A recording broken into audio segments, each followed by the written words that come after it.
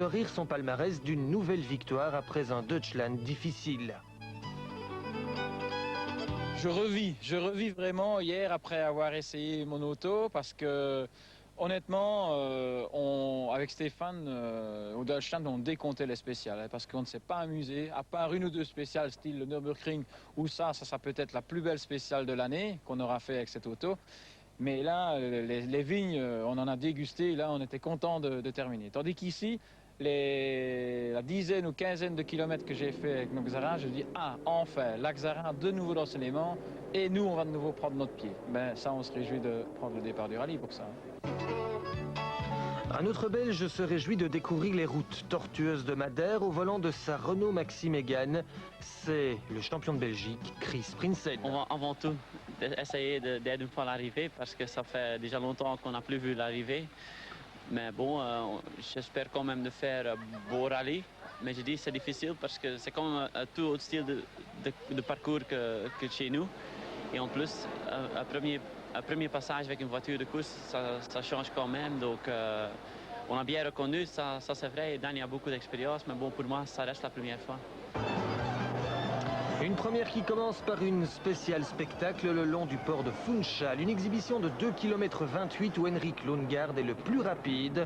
1 seconde 5 devant une autre Toyota, celle du Portugais Chavez.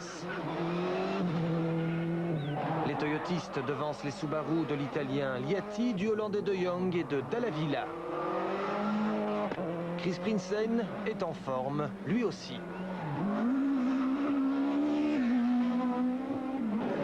Le pilote Renault Belgique signe un excellent 6e temps et devance notamment la Peugeot 206 WRC de Lopez et la Seat Cordoba WRC de Madeira. Bruno Thierry arrive, écoutez.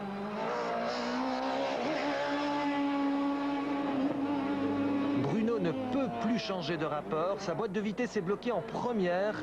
Il perd d'entrée 26 secondes 4 sur Lundgaard. En fait, c'est la gaine du câble qui commande la boîte qui s'est rompue.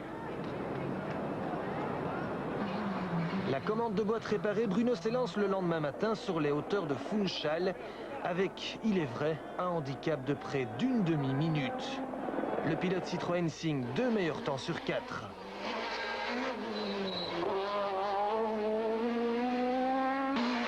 En 4 spéciales, Bruno est revenu de la 61e à la 4e place.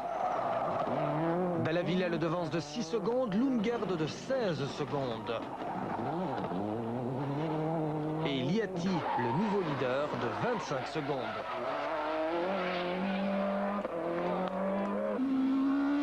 Derrière, Chris Prinsen se cramponne au top 10. Le pilote Renault met la pression sur Bertone, qui s'énerve.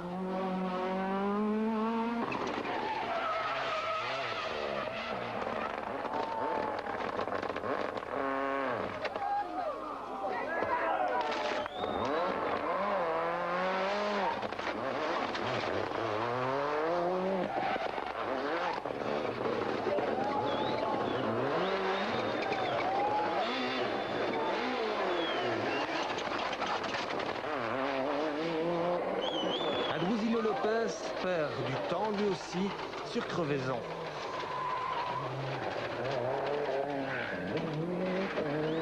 Prinsen lui ne commet aucune faute. Il améliore même ses chronos de près d'1 seconde au kilomètre lors du 2e passage dans les spéciales.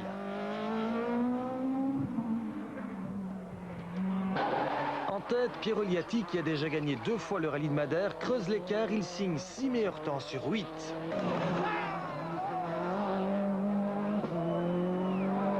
Fantastique journée pour vous. Hein? Oui, très bien. Pour moi, elle est très bien. Et la voiture elle marche bien, les pneus elle marchent bien, tout le bien. Elle est très contente, très contente. Henrik Lundgaard est content lui aussi. Il ne pensait jamais terminer 2e de cette première longue journée. Et puis surtout, il devance Bruno.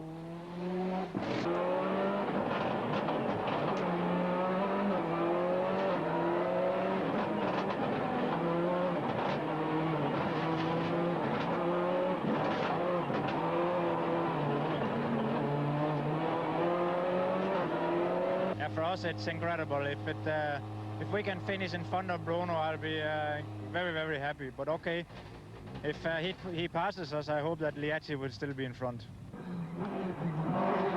Bruno Thierry est revenu à un peu moins de 12 secondes de Lundgaard. Il a donc repris 14 secondes aux Danois en une journée.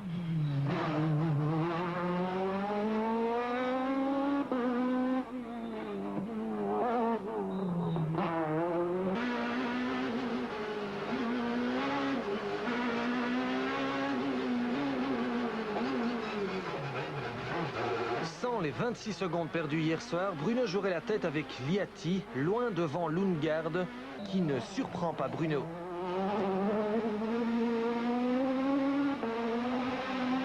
Non, il ne me surprend pas. Il ne faut pas oublier que son auto, elle évolue toujours. Hein. Toyota, à votre avis, ils ne restent pas à s'endormir sur leur laurier, hein, travaillent toujours. Hein.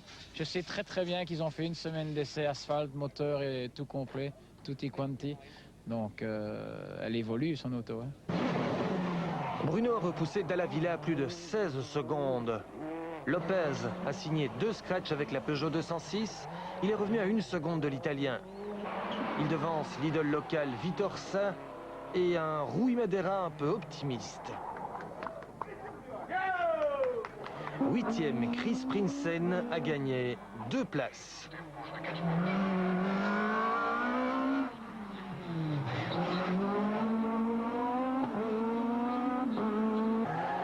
Le pilote Renault s'est défait de Bertone et de Campos. Sans pression, Prinsen s'amuse.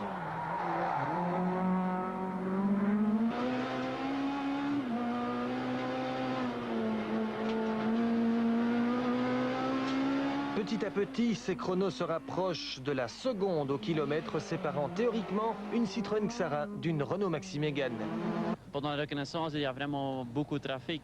Donc tu roules vraiment parfois à 30 à l'heure et maintenant tu arrives très vite. Parfois il y a les virages qui sont trop longs dans la note, parfois trop vite. Donc on change un tout petit peu ici et là. Le rallye de Madère, c'est quand même un rallye très difficile. Et passer pour la première fois avec une voiture de course, c'est pas évident. Et il a bien fait. On n'a pas fait d'erreur, rien du tout.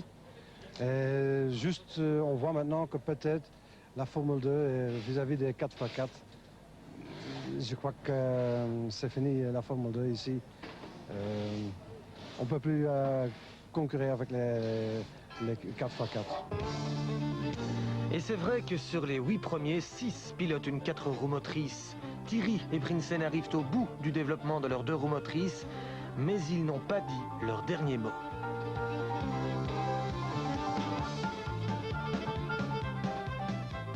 Voilà, Liatti, Lundgaard, Thierry, c'est le top 3 de la première longue journée de ce rallye de Madère. La deuxième journée commence par une très longue spéciale, 27 km et puis une spéciale de 11 et de 10 km. Mon petit doigt me dit que Bruno Thierry pourrait y faire quelque chose. Et Bruno est bien réveillé. Il signe les 3 premiers scratchs de la journée. Il reprend près de 11 secondes à Henrik Lundgaard.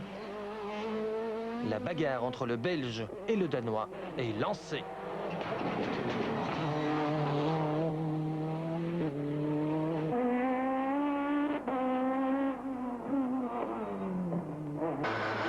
Au parc de service de Ribera Brava, Bruno n'a plus qu'1 seconde 1 de retard sur Lundgaard. Maintenant, le but du jeu, c'est ça, hein, c'est aller chercher Lundgaard. On est bien remonté ces moments-ci.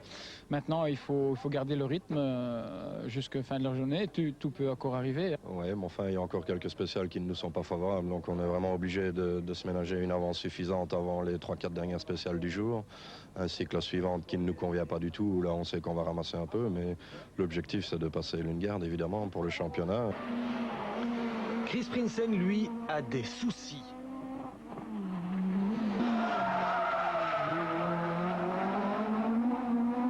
Dans la première spéciale, d'un coup, on est tombé sans frais, mais vraiment sans frais. Donc, on a fait les 11 derniers kilomètres en descente sans frais. Et là, on perd, à mon avis, 30-40 secondes.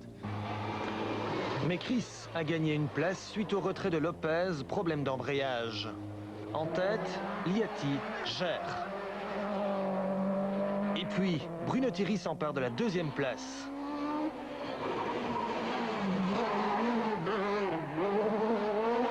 Mais Lundgaard profite des spéciales en montée pour réagir. Il revient à 5 dixièmes du Belge. Le pilote Citroën sort alors la grosse attaque, mais ne peut creuser un écart supérieur à 2 secondes 7.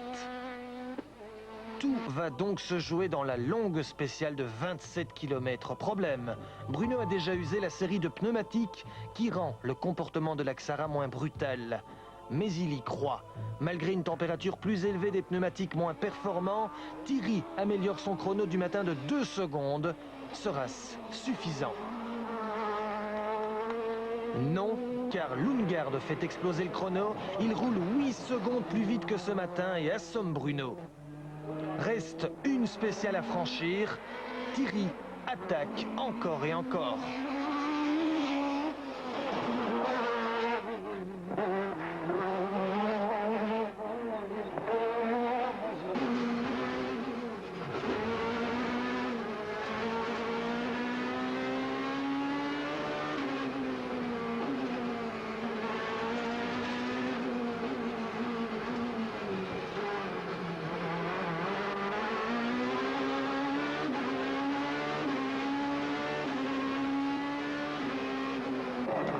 Bruno signe le scratch, mais Lundgaard ne lui concède que 6 dixièmes de seconde. Le Danois lui souffle la deuxième place. Alors Bruno, Ben, on fait le scratch, mais c'est pas assez. Hein. C'est une spéciale de mer. Les 2 derniers kilomètres, je sais pas si vous avez eu l'occasion de le faire. Qu'est-ce que vous voulez faire avec une thermomotrice, hein? Bon, ben, on a fait une belle course. Hein. Je crois qu'on est deuxième meilleur performeur. On avait fait 10 temps scratch sur la totalité du rallye. Pierrot en a 12. Dommage pour le premier jour. Hein. I'm very surprised to be in front of Bruno here because I thought we would be more than 1 minute behind because it's more for F2 cars, these kind of roads, and also he has a lot of experience here. You will be European champion 2000? We try very hard, sir, but this result is great for us.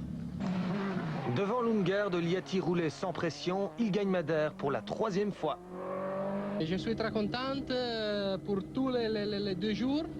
La voiture marche très bien et le pilote... Le pilote, il n'est pas vieux, hein?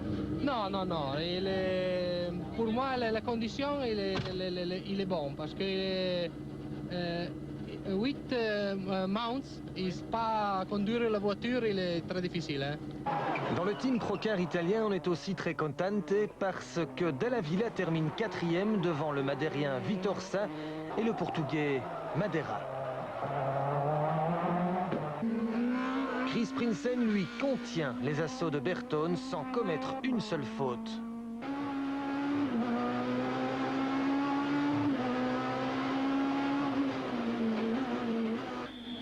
Le pilote Renault termine 2e, 2 roues motrices. Je suis très content d'être à l'arrivée parce qu'on a eu quelques petits problèmes. Bon, très content d'être à l'arrivée. Après, on a déjà eu beaucoup de malchance cette année et ça fait du bien, certainement ici, parce que c'est quand même un rallye assez typique, assez difficile. Voilà Willy, ben Chris s'en va là, il termine 7e, 2e de roue motrice, c'est chouette. Ah, pour nous c'est très bien, surtout que l'objectif c'était pas de gagner, l'objectif c'était de venir pour apprendre, aussi pour remplacer un petit rallye ou 2 qu'on avait abandonné au début de saison. Mais tout s'est bien passé, on est très contents. Au classement final, seulement 32 secondes séparent Liati, Lundgaard et Thierry suivent Dalla Villa, Sa, Madeira, Prinsen et Bertone. Au classement du championnat d'Europe, cela devient compliqué pour Thierry qui a 280 points de retard sur Lundgaard. Suivent Matthias Kahl et Paolo Andreucci.